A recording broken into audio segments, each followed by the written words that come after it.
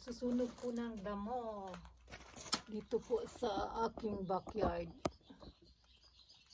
Ito yung pangsunog ko sa damo.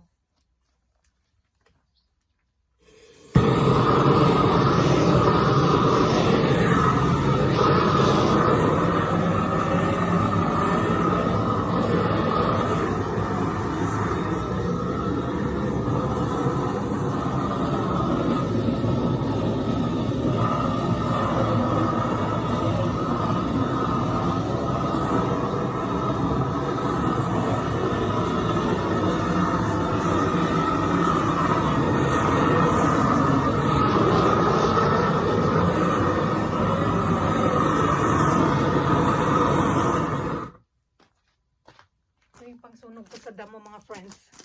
After work dito naman sa backyard. Marami ng bunga ang aking sili. Yan ang sili. Yan. May mga bunga na po siya. Kunin na po natin ang sili. Yan.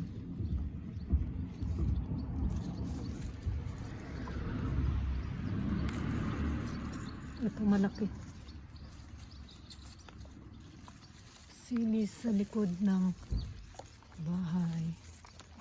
Ayan friends, oh. Hindi siya makita. Ayan.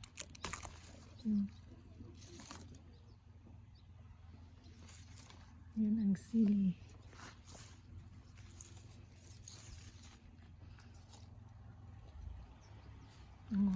Kunin na po natin yung strawberry. Mapula na siya. Ayan o, yung lettuce.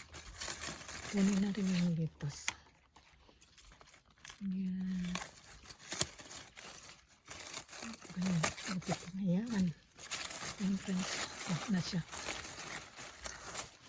Lettuce. Lettuce sa likod ng bahay.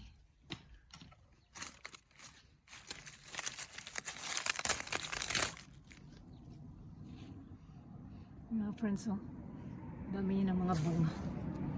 Mini tomato. Ang dami niyang bunga. Ilang inaanod siya ng ano yung kanyang mga lupa eh. Inaanod siya ng ulan. Ang dami niya ng bulaklak.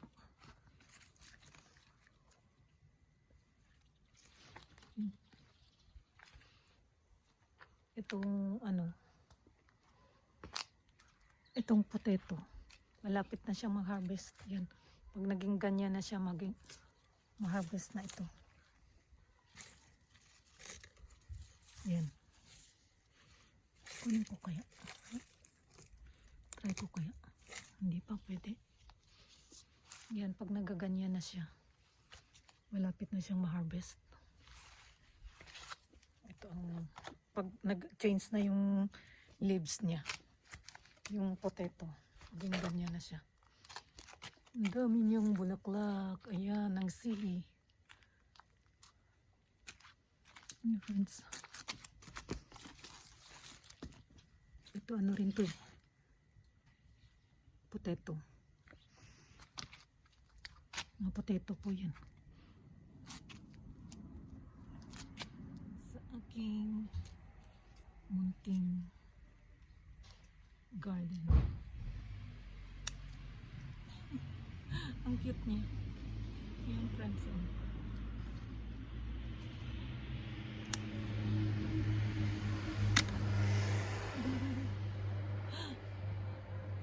Strawberry. Ang dami pa niyang ano. Maliliit yung mga bunga niya. Yung iba hindi na munga. Ayan. Dami pa niyang mga bunga. Yung isa kung ano, orange, nalalagas. Nagsama-sama na po yung mga bulaklak dito. Ayan. Tsaka yung peanuts. Magkapang na yung cucumber. Yan kanyang house. Ayan. Bakit kaya nalalagas sa mga plants? Hindi na siya, parang nag-iiba yung kanyang ano, bunga. Why?